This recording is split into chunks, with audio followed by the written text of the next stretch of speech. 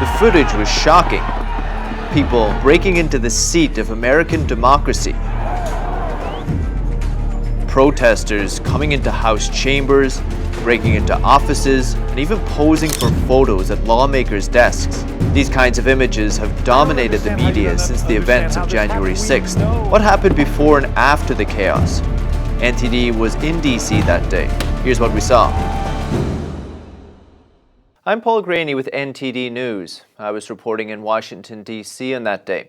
In this video, myself and reporters from our sister media, The Epoch Times, we want to share our experiences of the event. We were at the Save America rally at the White House and then went to the Capitol building. We had reporters at the Ellipse, just south of the White House, where Trump gave his speech. Others were on Constitution Avenue, where the crowd gathered to watch. And we also had people on Capitol Hill, where lawmakers were certifying the winner of the 2020 presidential election. As we set out for Constitution Avenue around 6 a.m., I asked a colleague from the Epoch Times if he thought there would be anyone there so early. We were pretty surprised to see a very large gathering of people had beat us there. It was still dark. Of the people we spoke with, no one called for violence or rioting. When I asked them why they made the effort to come so far, many said they wanted to safeguard American democracy, the Constitution, and free and fair elections. So I'm out here to represent my family in support of not just President Trump, but for free and fair elections for anyone. I fear for my children and for my grandchildren, and that's why I'm here. I had to do something small, very small, but I have to do it. We're here to be available. I'm a Marine. Commander-in-Chief called us, he summoned us, called us to come here. We're just waiting for orders to see what we need to do. So, here to serve people, here to serve God. You know, there's a lot of those congressional members that owe their seat to Donald Trump because it's clear, the circumstantial evidence is clear. There was a landslide, and they were brought along with that landslide. Now's their time to pony up. They need to do what's right today. Listen to this. USA, USA, USA, USA, USA, USA. The rally came just after both Democrat candidates won Senate races in Georgia. That tilted the balance of power from Republicans to Democrats in the U.S. Senate. Many were concerned about what America would look like with the House, Senate, and White House all under the control of Democrats. We spoke to people who fled communism. They said they're worried the U.S. is facing the same danger. Socialism is the kissing cousin of communism, and that's where we're heading. I am a Cuban American. I left Cuba for the reasons of communism, and I will in no way sit around and watch it happen to my country, which I love so much. I'm a Vietnamese American. We run away from communists. We don't want America to turn into another communist. There was a June 4th Tiananmen Square demonstration. I was there. I was in college in 1989. I went to Tiananmen Square to demonstrate by then. So everything here, I'm telling you, the media, no freedom of speech here. Exactly the same as 1989 when I was in college. Trump came out to address the crowd around noon. It was a typical Trump speech. He praised the people for coming to the rally, lambasted the mainstream media, and talked about election fraud. What made this speech different, though, was that lawmakers were certifying the winner of the presidential race as he spoke. No, we have a corrupt media. They've gone silent. They've gone dead.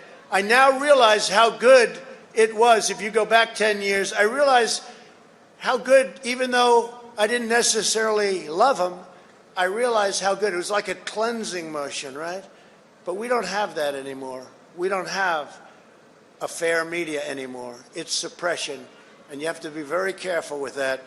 And they've lost all credibility in this country. We will not be intimidated into accepting the hoaxes and the lies that we've been forced to believe.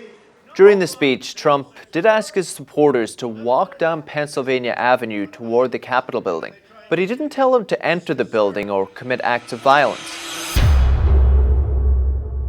We didn't see how the first group entered the building or at what time exactly, but we did see other videos that the situation had turned violent. On January 6th, as we were walking with the parade, we suddenly saw a lot of police cruisers with their lights flashing moving towards the direction of the Capitol, and we knew something was going down, and so my cameraman and I rushed over to the Capitol building. By the time we got there, things were already kind of unfolding. People had already breached the Capitol, and what we saw was that in front of the Capitol there was a facade, right, and there was rafters on both sides, and people were already gathered there. They had thrown down flags, American flags, Trump flags. They were gathered everywhere. Kind of, the mood was rather jovial. People were generally happy. I saw people dancing. People were holding up flags, just chatting. And then probably within 20, maybe 15 minutes of arriving, I started to smell tear gas, and then the flashbangs began going off. Large puffs of tear gas began to pop out, and then people just were pushed off of the rafters, down the stairs, and then the line of police showed up right in front of the Capitol. Well, they came up from the second floor and then pushed people down and then came down with them. And as they were pushing people out, they formed a line in front of the Capitol building. And then there was some light clashes between the protesters and the police right there in front of the Capitol. I was there. Luckily, I bring my gas mask and my helmet with me, so I was able to stay there and record some of the clashes between the protesters and the police. Generally, it was kind of this weird irony where the protesters, their position is that they're actually pro-police, right? Because there's that conflict in the US right now where Antifa and BLM are seen as the sort of anti-police force. They're advocating for the defunding of police forces around the country, whereas this side, sort of the more pro-Trump side, is backing the blue. It's the thin blue line, right? They're for the police. And so there, the protesters were kind of in this, I almost felt like they didn't know what to chant, right? Because half of them were like yelling at the police, "We're with you, you know, what are you doing? You know, we're standing, you know, we're actually on your side." While the other half was maybe yelling something like, "You know, you're on the wrong side of history. What are you doing? You know, how dare you defend, you know, the people in this building? They're crooks." So it was something along that line. Were you there earlier when the Capitol was breached? I was, yes. Can you describe it a little bit? It was just a crazy scene like you've never seen in America. The police officers were throwing tear gas at us. From what I understand, they shot and killed somebody. It was really scary. I was actually up the stairs and I got tear gas, and a lot of people were stampeding down and falling on top of each other, so it was really scary. President Trump tweeted at 2:38, telling supporters to support our Capitol Police and law enforcement. He said they're truly on the side of our country, and he told people to stay peaceful.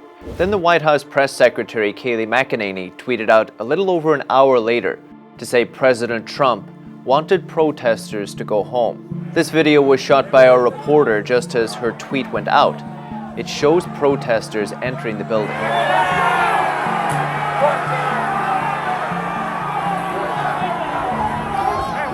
Jan Jekielek, senior editor at the Epoch Times, he was in Cannon House office building, which connects to the Capitol building. And at around 2:45 p.m., police brought most lawmakers and media into a secure room. So I asked what was going on, and one of the police officers basically told me there was a bomb threat. And I'm guessing that, you know, they were referring to these pipe bombs that were found in the RNC. At that time, we had no idea of this. So, you know, we quickly descended the stairs to the basement and were moved to the nearby Longworth House Office building in the basement, where we basically holed up for some time. And then we learned that we were basically unable to leave for indefinitely at that point. We had no idea what was going on outside at that point, but there was, you know, information started streaming in.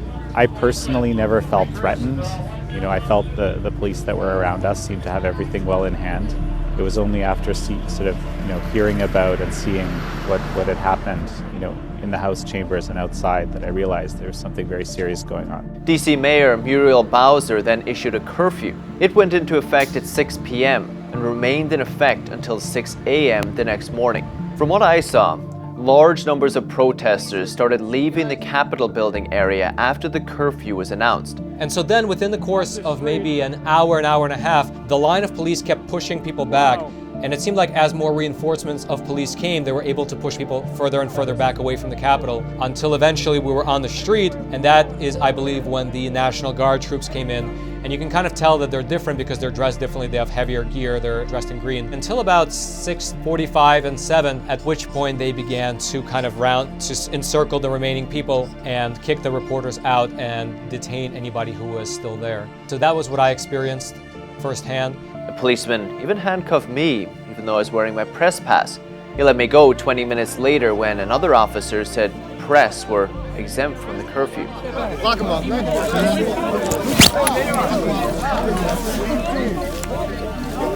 Washington police say 5 people died as a result of the riots that day.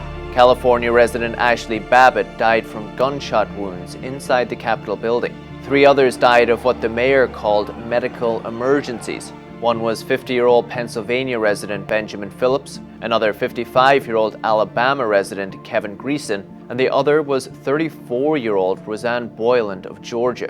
Capitol Police Officer Brian Sicknick also died that day. Capitol Police are investigating his death as a homicide. This video shows an attendee trying to stop someone from breaking the window.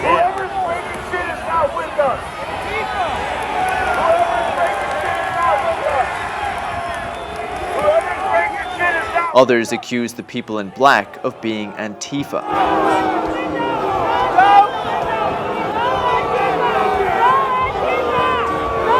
Stop them! John Sullivan, a Black Lives Matter activist, he was inside the Capitol that day. He says he was there to understand Trump supporters.